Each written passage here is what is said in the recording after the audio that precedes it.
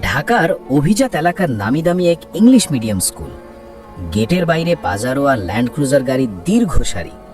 স্কুলের ভেতরটা যেন অন্য এক পৃথিবী।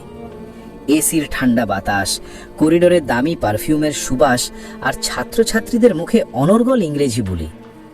কিন্তু এই চাকচিক্যের আড়ালে প্রতিদিন ভোরের আলো ফোটার আগে সেখানে হাজির হয় 10 বছরের এক কিশোর। নাম তার আহাদ। আহাদের গায়ে থাকে একটা ময়লা, জায়গায় জায়গায় তালি দেওয়া শার্ট, হাতে একটা জীর্ণ ঝাড়ু আর এক বালতি পানি। যখন স্কুলের ছাত্রছাত্রীরা দামি স্কুল বাস থেকে নামে, আহাদ তখন করিডোরের কোনায় গুটিসুটি মেরে দাঁড়িয়ে থাকে। সেই স্কুলের ছাত্র নয়, সে এখানকার ক্লিনিং বয়। আহাদের কাজ হলো ক্লাসরুমের টেবিলগুলো মুছে ঝকঝকে করা, মেঝের থেকে ময়লা পরিষ্কার করা। যখন সে কাজ করে, তার পাশ দিয়ে দামি জুতো মচমচিয়ে হেঁটে যায় তার সমবয়সী ছেলেমেয়েরা। কেউ তাকে দেখেও দেখে না, আর কেউ যদি দেখে তবে তার চোখে থাকে একরাশ ঘৃণা। একদিন টিফিনের সময় ক্লাসরুম পরিষ্কার করছিল আহাদ। হঠাৎ এক ছাত্রের হাত থেকে বার্গারের সস নিচে পড়ে গেল। সে আহাদের দিকে তাকিয়ে তাচ্ছিল্যের হাসি দিয়ে বলল, এই dirty boy, clean it up right now, you smell like a trash can. পুরো ক্লাসের সবাই হো হো করে হেসে উঠল।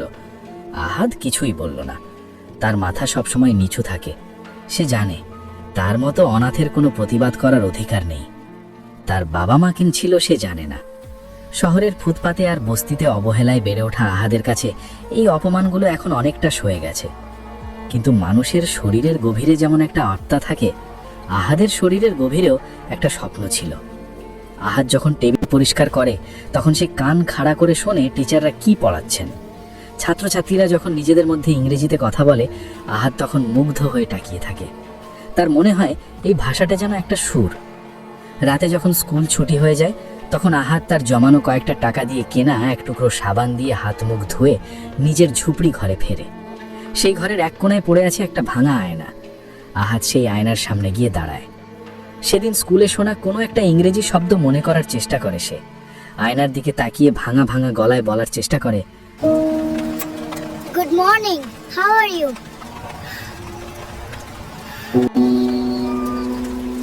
পরদিন যখন সে স্কুলের বারান্দায় কোনো টিচারকে দেখে চুপি চুপি বলতে যায়, স্যার, আই ক্লিন দিস, তখন তার ভাঙা বাংলা আর ভুলভাল ইংরেজি শুনে পাশের ছাত্ররা হাসাহাসি করে ওঠে। একজন তো তাকে ধাক্কা দিয়ে বলেই বসলো, এই ময়লা ছেলে, তুই আবার ইংরেজি বলিস কেন? যা গিয়ে টয়লেট পরিষ্কার কর। আহাদ আবার চুপ হয়ে যায়। তার স্বপ্নগুলো আবার সেই ঝাড়ুর ধুলোর সাথে মিশে যায়। কিন্তু সময় তো থেমে থাকে না। স্কুলের ক্যালেন্ডারে ঘনিয়ে আসছে এক বিশেষ দিন, এই নামি ইংলিশ মিডিয়াম স্কুলের 20 বছর পূর্তি অনুষ্ঠান। 2 দিন পরেই বিশাল আয়োজন, ডেকোরেশন চলছে, আলোকসজ্জা হচ্ছে, শহরের বড় বড় সব ভিআইপিরা আমন্ত্রিত। ছাত্রছাত্রীরা ব্যস্ত তাদের গান, নাচ আর পারফরমেন্স নিয়ে। তাদের প্র্যাকটিসের সময় আহাদ মঞ্চের নিচে বসে কাজ করে আর অপলক দৃষ্টিতে তাকিয়ে থাকে। হঠাৎ স্কুলের প্রিন্সিপাল মিস্টার রেহমান স্টেজ পরিদর্শনে আসলেন। তিনি মানুষ হিসেবে খুব গম্ভীর এবং বিচক্ষণ। সব প্র্যাকটিস দেখার পর তিনি হঠাৎ মাইক নিলেন। সবাই ভাবল স্যার হয়তো প্রশংসা করবেন, কিন্তু মিস্টার রেহমান বললেন, আই এম নট হ্যাপি। আমাদের এই 20 বছর পূর্তিতে আমি একটা বিশেষ সেগমেন্ট রাখতে চাই। আমি এমন একজনকে চাই যে আমাদের এই স্টেজে দাঁড়িয়ে সবার সামনে একদম শুদ্ধ বাংলায় 5 মিনিট কথা বলবে, একটাও ইংরেজি শব্দ ছাড়া, একদম খাঁটি বাংলা। পুরো হল রুম নিস্তব্ধ হয়ে গেল। ছাত্রছাত্রীরা একে অপরের মুখের দিকে তাকাচ্ছে। যারা সারাক্ষণ ইংরেজিতে কথা বলে নিজেদের ধন্য মনে করে, তারা আজ থমকে গেছে। টিচাররাও কিছুটা অপ্রস্তুত। বাংলার শিক্ষক মিস্টার জামান এগিয়ে এসে হাসি মুখে বললেন, স্যার, এটা তো কোনো ব্যাপারই না, আমাদের অনেক ব্রিলিয়েন্ট স্টুডেন্ট আছে। তিনি ক্লাসের ফার্স্ট বয় রোহানকে ডাকলেন। বললেন, রোহান, তুমি শুরু করো, তোমার স্কুল নিয়ে বাংলায় কিছু বলো। রোহান স্টেজে উঠে নার্ভাস হয়ে গেল। সে শুরু করলো, আমাদের স্কুল ইজ ভেরি বিউটিফুল। এখানে আমরা অনেক এনজয় করি। স্যাররা খুব হেল্পফুল। প্রিন্সিপাল স্যার হাত তুলে থামিয়ে দিলেন। গম্ভীর গলায় বললেন, আমি বলেছি একটাও ইংরেজি শব্দ মেশানো যাবে না, পিওর বাংলা। রোহান এবার ঘামতে শুরু করলো। সে চেষ্টা করলো, কিন্তু প্রতি বাক্যের মাঝখানে বাট, সো, অ্যাকচুয়ালি চলে আসছে।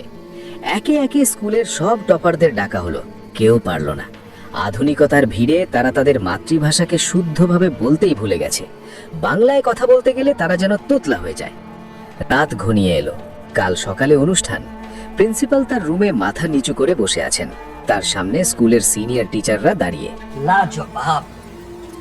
আমাদের স্কুল আজ 20 বছর পার করলো, অথচ এমন একটা ছাত্র তৈরি করতে পারলো না যে নিজের মাতৃভাষায় 5 মিনিট শুদ্ধভাবে কথা বলতে পারে।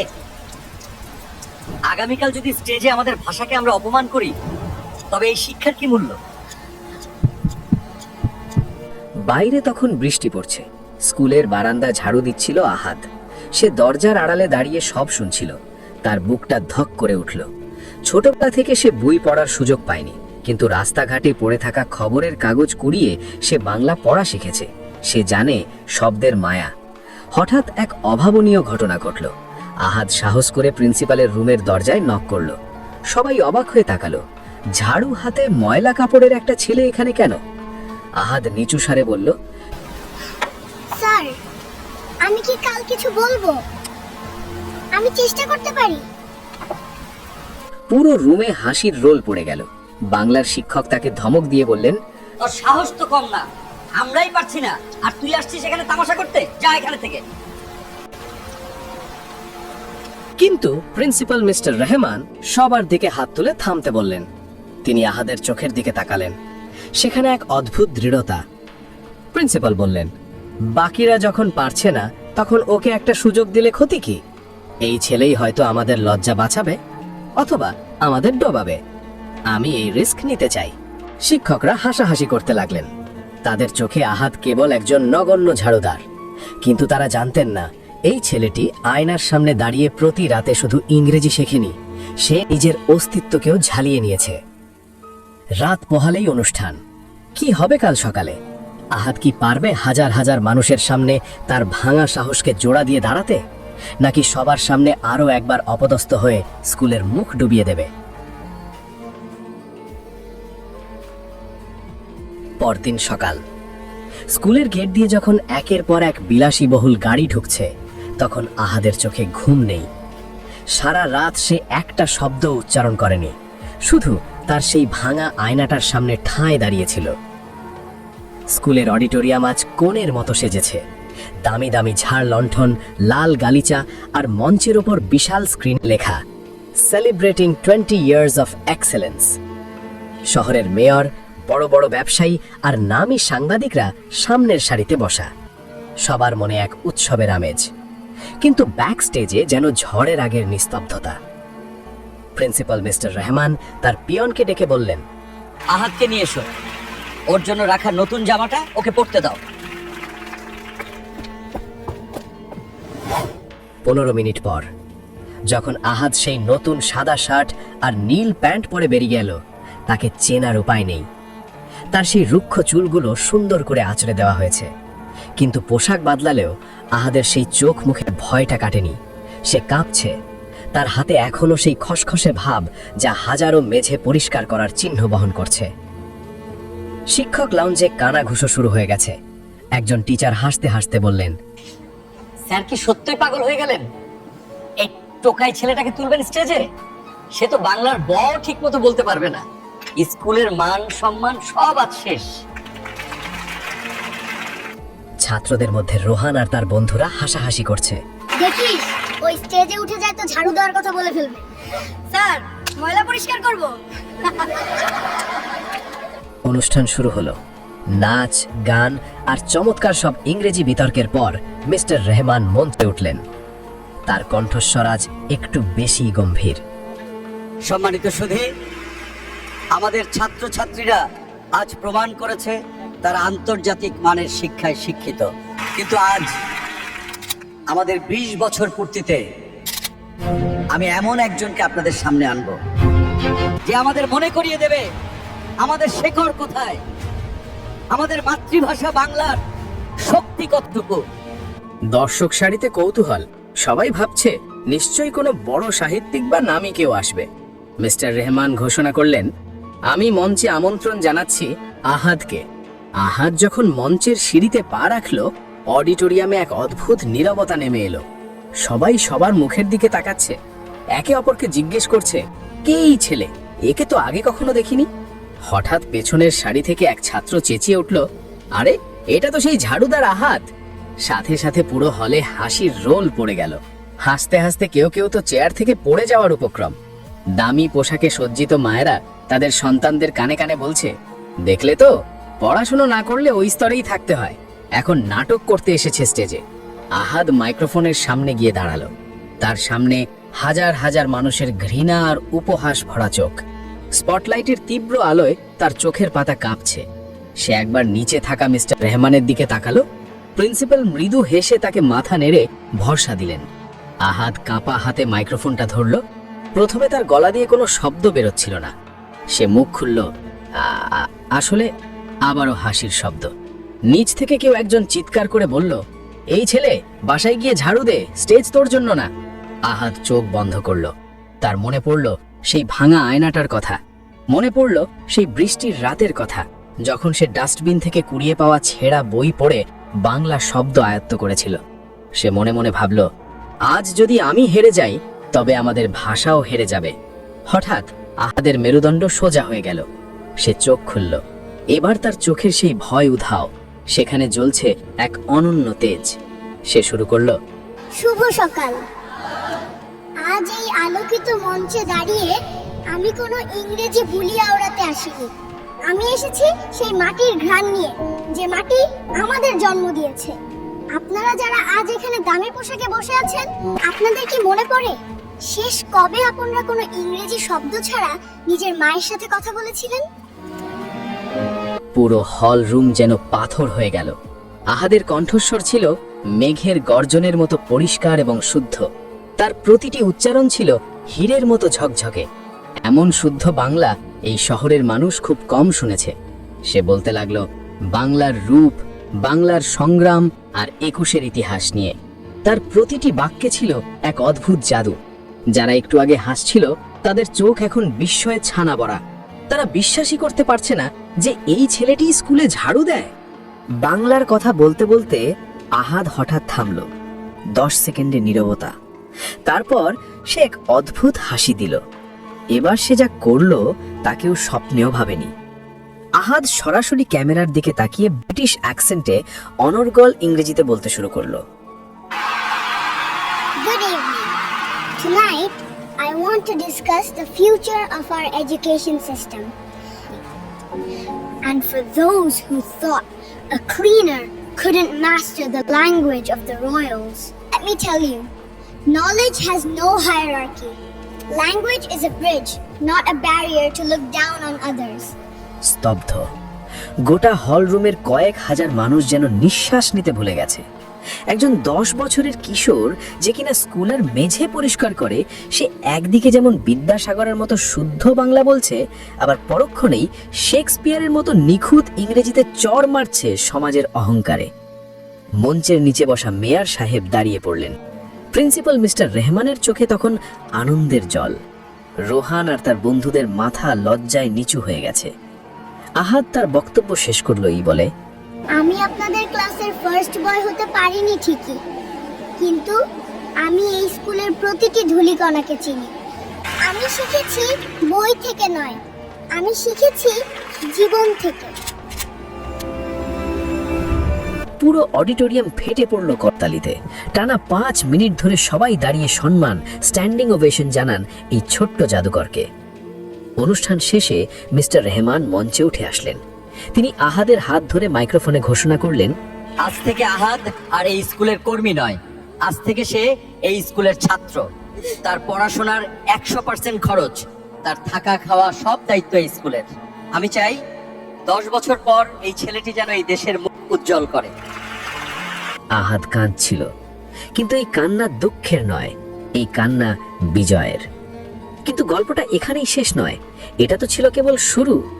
সেই ছোট্ট আহাদ কিভাবে এক লড়াকু জীবন পার করে আজ $1 বিলিয়ন কোম্পানির সিইও হয়ে সারা বিশ্ব কাঁপিয়ে দিচ্ছে, কিভাবে সে তার সেই ফেলে আসা স্কুলটাকে আজ বিশ্ব দরবারে তুলে ধরছে। সময় কারোর জন্য থেমে থাকে না। ক্যালেন্ডারের পাতা উল্টে গেল 10-10টি বছর। যে স্কুলটির করিডোরে একসময় আহাদ ঝাড়ু দিত, সেই স্কুলের দেয়ালে এখন বড় বড় সোনালী অক্ষরে আহাদের নাম লেখা, আওয়ার প্রাইড, আওয়ার লেজেন্ড। কিন্তু আহাদ কোথায়? পড়াশোনা শেষ করে স্কলারশিপ নিয়ে সে পাড়ি জমিয়েছিল দেশের বাইরে, কিন্তু তার সেই সংগ্রামের দিনগুলো সে এক মুহূর্তের জন্য ভোলেনি। যে হাত দিয়ে সে একসময় টেবিল মুছত, সেই হাত এখন সই করে কোটি কোটি ডলারের প্রজেক্ট। নিউ ইয়র্কের আকাশচুম্বী এক দপ্তরের কাঁচের জানালার পাশে দাঁড়িয়ে এক যুবক, পরনে দামি ইটালিয়ান স্যুট, হাতে দামি ঘড়ি। সে আজ একটি ইন্টারন্যাশনাল সফটওয়্যার জায়ান্টের সিইও। তার কোম্পানির নেটওয়ার্থ এখন $1 বিলিয়ন ছাড়িয়ে গেছে। সারা বিশ্বের মিডিয়া তাকে নিয়ে মাতামাতি করছে, কিন্তু এই সাফল্যের চূড়ায় বসেও তার মনে পড়ে সেই ময়লা শার্ট, সেই ভাঙা আয়না আর সেই স্কুলের ধুলো মাখা বারান্দার কথা। হঠাৎ তার ডেস্কে একটা ইনভিটেশন কার্ড এলো। স্কুলের 30 বছর পূর্তি। 10 বছর পর তাকে প্রধান অতিথি হিসেবে আমন্ত্রণ জানানো হয়েছে। আহাদ একটা দীর্ঘশ্বাস ফেলল। তার ত্বটের কোণায় ফুটে উঠল এক চিলতে হাসি। সে ঠিক করলো সে যাবে, তবে কোনো আয়োজন বা ঢাক ঢুল পিটিয়ে নয়। 10 বছর পর ঢাকার সেই পরিচিত স্কুলে আবার পা রাখলো আহাদ। কিন্তু আজ সে গেট দিয়ে ঢোকার সময় দারোয়ান তাকে স্যালুট দিল। করিডোরে ছাত্রছাত্রীরা তার অটোগ্রাফ নেওয়ার জন্য ভিড় করল, অথচ এই করিডোরই একদিন তাকে অপমান করেছিল। আহাদ সোজাসুজি চলে গেল মিস্টার রহমানের রুমে। মিস্টার রহমান এখন অনেক বৃদ্ধ, চুলে পাক ধরেছে। আহাদকে দেখেই তিনি চেয়ার ছেড়ে দাঁড়িয়ে পড়লেন, তার চোখে জল। আহাদ এগিয়ে গিয়ে তার পা ছুঁয়ে সালাম করল। মিস্টার রহমান তাকে জড়িয়ে ধরে বললেন, আমি জানতাম আহাদ, তুই একদিন বিশ্ব জয় করবি। আমি সেদিন তোকে সুযোগ দিয়ে ভুল করিনি। আহাদ বিনীতভাবে বলল, স্যার, সেদিন আপনি যদি আমার হাতে ঝাড়ুর বদলে কলমটা তুলে না দিতেন, তবে আজ এই $1 বিলিয়ন কোম্পানি থাকতো না। আমি আজ যা, তার সবটুকুই এই স্কুলের দান। এরপর শুরু হলো মূল অনুষ্ঠান। স্টেজে তখন সেই পুরনো দিনের সহপাঠীরাও আমন্ত্রিত। রোহান, যে একদিন আহাদকে ডার্টি বয় বলে অপমান করেছিল, সে আজ এক সাধারণ কোম্পানিতে ছোটখাটো চাকরি করে। সে মঞ্চের নিচে মাথা নিচু করে বসে আছে। সে ভাবতেই পারেনি যে ছেলেটাকে সে তুচ্ছ-তাচ্ছিল্য করত, সে আজ তার মালিকের চেয়েও বেশি ক্ষমতাশালী। আহাদ মঞ্চে উঠল, তবে আজ সে কোনো দামি স্যুটে নয়, বরং সাধারণ একটা পাঞ্জাবি পরে এসেছে। সে যখন মাইক্রোফোনের সামনে দাঁড়ালো, পুরো অডিটোরিয়াম নিস্তব্ধ। 10 বছর আগে আমি যখন এই স্টেজে দাঁড়িয়েছিলাম, তখন আমার পরিচয় ছিল একজন ঝাড়ুদার হিসেবে। আজ আমার পরিচয় একজন সিইও হিসেবে। কিন্তু সত্যি বলতে, আমার আসল পরিচয় হলো আমি এই মাটির সন্তান, যে তার ভাষাকে ভালোবাসতে শিখেছিল। আহাদ ঘোষণা করল, আজ থেকে এই স্কুলের যত সুবিধাবঞ্চিত কর্মচারী আছে, তাদের সন্তানের পড়াশোনার পুরো দায়িত্ব আমার কোম্পানি নেবে। আমি চাই না আর কোনো আহাদকে ভাঙা আয়নার সামনে দাঁড়িয়ে নিজের স্বপ্ন খুঁজতে হোক। এই স্কুল কেবল একটি ইংরেজি মাধ্যম শিক্ষা প্রতিষ্ঠান নয়, এটি এমন এক জায়গা যেখানে মেধার মূল্যায়ন হয়, পোশাকের নয়। আহাদ যেখানেই যায় সেই স্কুলকে প্রমোট করে। বিশ্বের বড় বড় কনফারেন্সে সে গর্ব করে বলে, আমি বাংলাদেশের সেই স্কুলের ছাত্র যেখানে আমাকে মানুষ হতে শেখানো হয়েছে। তার বদৌলতে স্কুলটি আন্তর্জাতিক মানের স্বীকৃতি পায়। আজ আহাদ শুধু একজন সফল ব্যবসায়ী নয়, সে হাজারো সুবিধাবঞ্চিত শিশুর অনুপ্রেরণা। তার সেই পুরনো ঝাড়ুটা সে আজও ফ্রেম করে তার অফিসের ড্রয়িং রুমে রেখে দিয়েছে, যাতে সে কখনো ভুলে না যায় যে তার শিকড় কোথায় ছিল। গল্পটা আমাদের শেখায়, পোশাক দেখে মানুষকে বিচার করতে নেই, কারণ যে হাতে আজ ময়লা লেগে আছে, পরিশ্রম আর সুযোগ পেলে সেই হাতেই একদিন ইতিহাস লেখা হতে পারে। ভাষা কেবল যোগাযোগের মাধ্যম নয়, ভাষা হলো আত্মসম্মান। আর আত্মসম্মান যাকে একবার আকাশ ছোঁয়ার স্বপ্ন দেখায়, তাকে পৃথিবীর কোনো শক্তি দাবিয়ে রাখতে পারে না। আহাদ আজও সেই ভাঙা আয়নাটার কথা মনে করে হাসে, কারণ আয়নাটা ভাঙা থাকলেও তাতে দেখা স্বপ্নগুলো ছিল একদম নিখুঁত।